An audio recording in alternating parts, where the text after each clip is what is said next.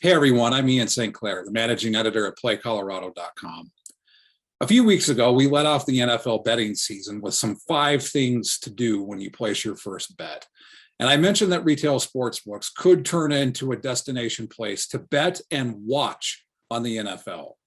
Well, this opening weekend, there is a sense of unpredictability, not just for me, since I've never been to a retail sportsbook to watch NFL games, but also from the retail sports books themselves. They weren't sure fans were going to show up.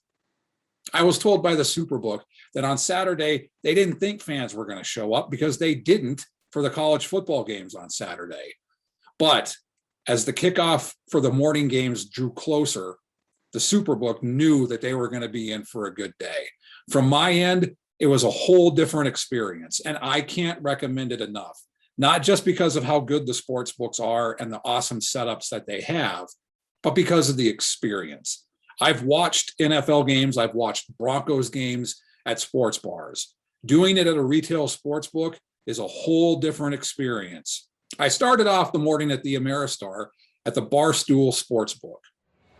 People started to file in about 45 minutes before kickoff, and once the morning games did, there was a round of applause. It was the first time since sports betting launched in Colorado that fans were in the sports books to open the NFL season.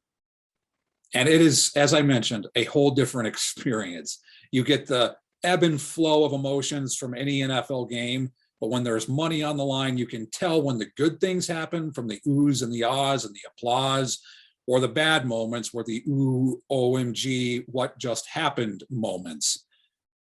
In the afternoon, I went over to the Superbook, and it was just the same experience. It's a different setup.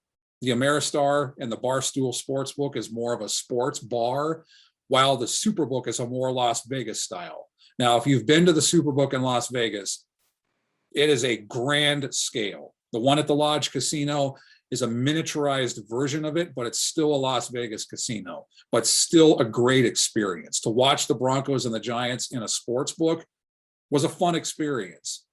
And I really do think that this is going to create an uptick for the retail sports books. Since the launch of sports betting in May 2020, online has been the driver for Colorado. Typically, you see about 97 to 98% of the handle come from online, which is nuts.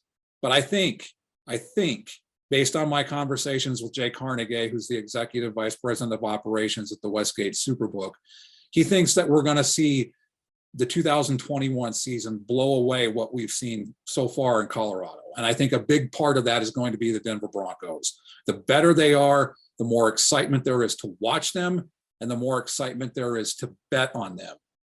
But I can't recommend getting up to a sports book to watch the NFL enough. Even if you don't bet on the games, it is a fun experience. To experience it with other fans, with other bettors, you should definitely check it out, whether it's at the Ameristar, at the Barstool Sportsbook, or the Superbook at the Lodge. You could go to Betfred at the Saratoga. There's the DraftKings Sportsbook at the Mardi Gras. So you have options. There are 17 retail sportsbooks in Colorado.